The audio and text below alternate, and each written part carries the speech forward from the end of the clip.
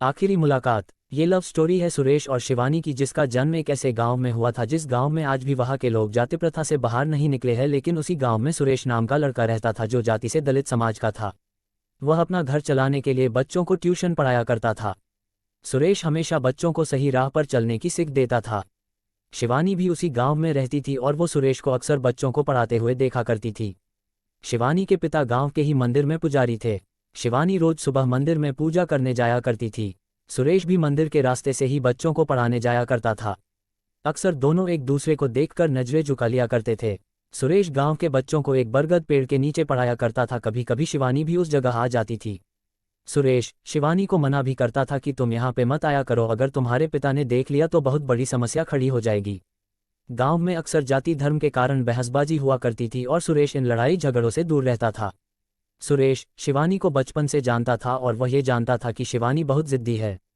सुरेश के मना करने के बाद भी शिवानी उस बरगद पेड़ के पास आ जाया करती थी। एक दिन गांव के एक व्यक्ति ने शिवानी को सुरेश से बात करते हुए देख लिया। फिर उसने ये सारी बात शिवानी के पिता को बता दिया। पिता ने अगले दिन शिवानी से कहा, तुम जल्दी से तैयार हो जाओ, तुम्हें देखने लड़के वाले आ रहे हैं। ये बात सुनकर शिवानी हैरान थी कि अचानक से उसके पिता ने ये निर्णय कैसे ले लिया। अगले दिन शिवानी उसी बरगद पेड़ के पास जाती है जहां सुरेश बच्चों को पढ़ा रहा होता है। शिवानी ने सुरेश से कहा, पापा ने मेरे लिए लड़का देखा है, मेरी शादी होने वाली है। सुरेश, ये तो अच्छी बात है। शिवानी, लेकिन मुझे शादी नहीं करनी है, मुझे यही रहना है इसी गांव में। सुरेश, क्यों, ऐसा क्या है इस गांव में जो तुम यहां से जाना नहीं चाहती हो? शिवानी, क्योंकि इस गांव में पापा है और तुम हो। इतना कहकर शिवानी वहां से चली जाती है। सुरेश अब समझ चुका था कि शिवानी उसे पसंद करती है।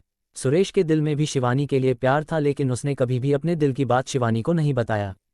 सुरेश ने गांव की जातिवाद समस्या की वजह से अपने प्यार को दिल में ही दबाए रखा था। लेकिन जब शिवानी ने उससे कहा कि उसकी शादी होने वाली है, तब सुरेश की दिल की धड़कनें तेज हो गई थी। लेकिन उस समय सुरेश ने शिवानी के सामने ऐसे बात किया मानो जैसे कि उसे कोई फर्क ही ना पड़ता हो। अब दोनों के दिल में एक दूसरे के लिए प्यार था, लेकिन उन्हें समझ में नहीं आ रहा था कि अपने प्यार का इजहार कैसे करे।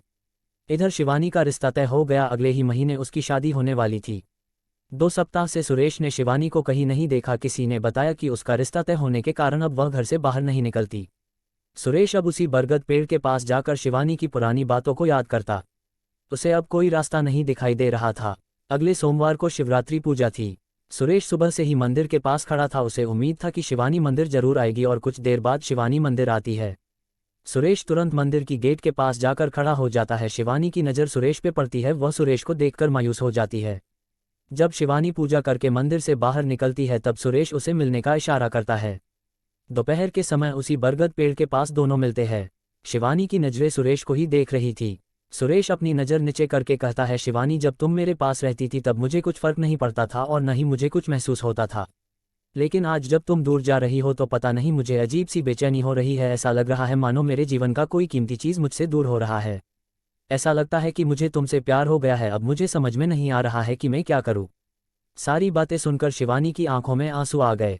उसने कहा, सुरेश, अब तुम ही बताओ कि मैं क्या करूं। मैं भी तुम्हें बहुत चाहती हूं, लेकिन कभी तुम्हें बता नहीं पाई। अब मैं कैसे रहूंगी तुम्हारे बिना? मुझे तो कुछ भी समझ में नहीं आ रहा है। अंत में सुरेश ने शिवानी से कहा कि चलो हम दोनों यहाँ से कहीं दूर भाग के शादी कर लेते हैं। लेकिन शिवानी ने सुरेश को मना कर दिया, क्योंकि शिवानी को अपने पिता की इज्जत और गांव में उनकी मान सम्मान सामने दिखने लगी और वो ऐसा कोई कदम नहीं उठाना चाहती थी जिसकी वजह से उसके पिता का सिर झुके। शिवानी ने सुरेश से कहा कि अगर मैं इस गांव से भागती हूँ तो मेरे पिता का क्या होगा? वह तो किसी से नज़र नहीं मिला पाएंगे, इसलिए मैं भागकर शादी नहीं कर सकती। कुछ समय तक सुरेश ने भी सोचा और उसे भी शिवानी की बातें सही लगी। तो अब आखिर में दोनों के पास बिछड़ने के अलावा और कोई दूसरा रास्ता नहीं था। दोनों ने जी भरकर एक दूसरे को देखा और अंत में दोनों ने एक दूसरे को गले लगाया और हमेशा के लिए एक दूसरे से जुदा हो गए।